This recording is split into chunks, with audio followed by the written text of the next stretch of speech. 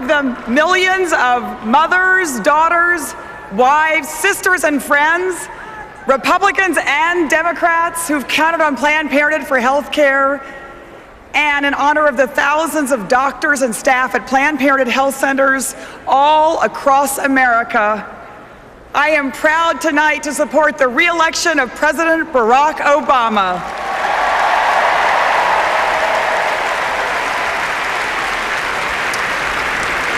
Two years ago, when Paul Ryan and John Boehner and Todd Akin and the Tea Party took over the House of Representatives, they promised us they were going to create jobs and jumpstart the economy.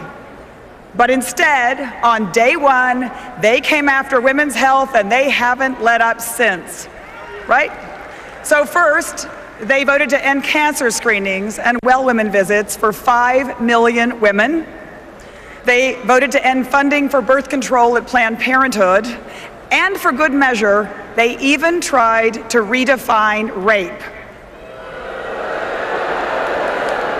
And now, Mitt Romney is campaigning to get rid of Planned Parenthood and overturn Roe versus Wade. And we won't let him.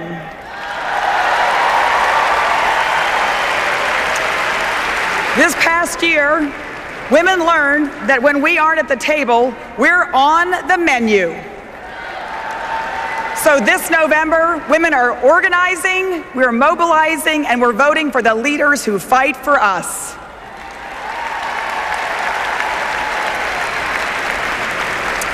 Nearly 100 years ago, when Planned Parenthood was founded, birth control was illegal.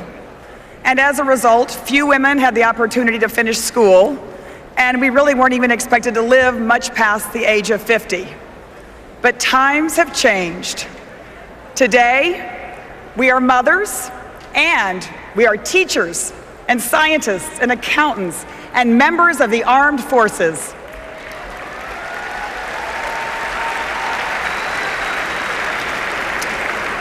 And because of President Barack Obama, more women than ever are serving in the U.S. Cabinet and on the United States Supreme Court.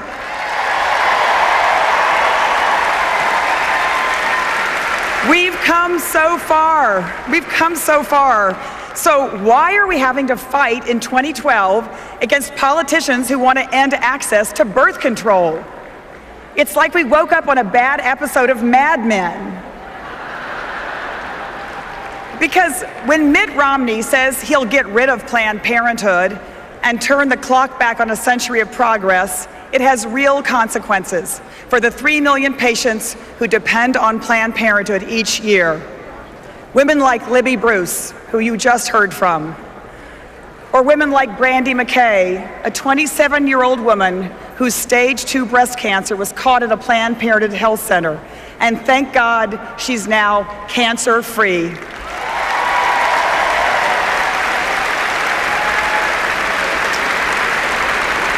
Or the woman who went on Facebook after Paul Ryan voted to defund Planned Parenthood and posted, "Well, I guess they don't understand that us military wives go to Planned Parenthood when the doctor on base can't see us."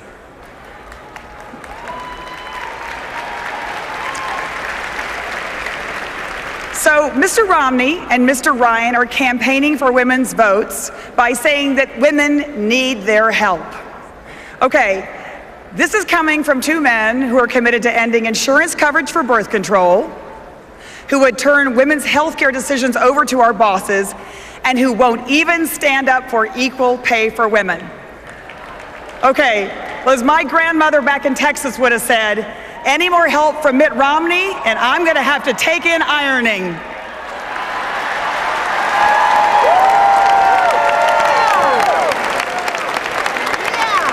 But here's the good news. We already have a president who's on our side. President Obama understands women. He trusts women, and on every single issue that matters to us, he stands with women.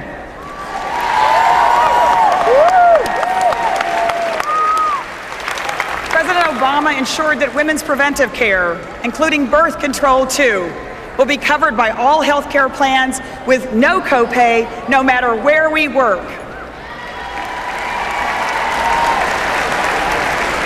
And because of President Obama, soon women won't be denied insurance coverage because we've had breast cancer or survived sexual assault. And we're no longer going to pay more than men for the exact same health insurance.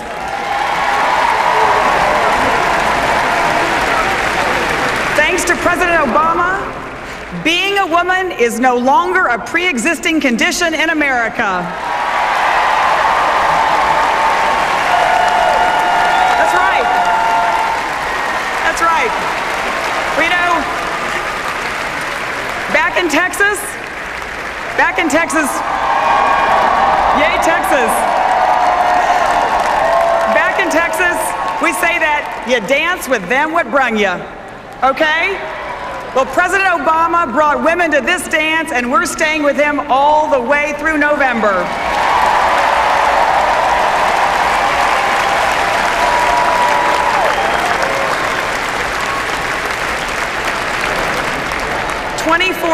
Twenty-four years ago, my mother, former Texas Governor Ann Richards, spoke to this convention.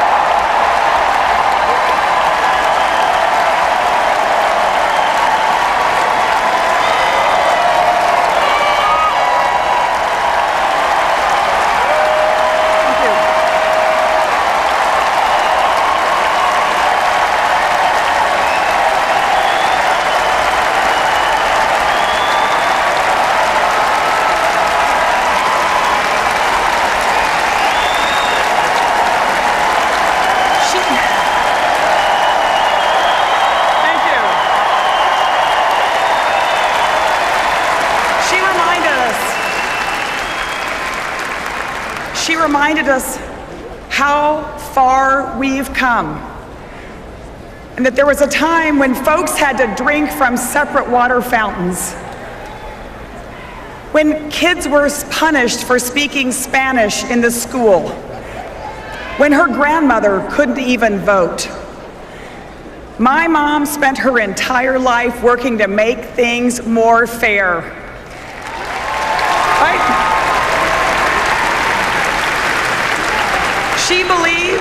She believed that the American dream wasn't meant for just a few. It promised opportunity for everyone.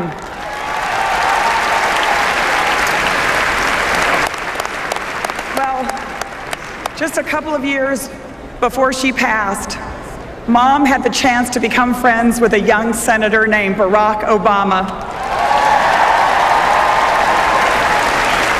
And she saw in him the promise of the future and the promise of America. The promise of an America that always moves forward. That's the America we believe in. That's the future we'll be voting for this November. That's right.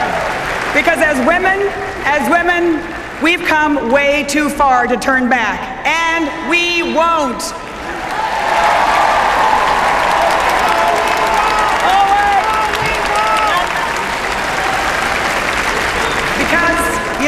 Mom wouldn't have stood for it, and neither will we.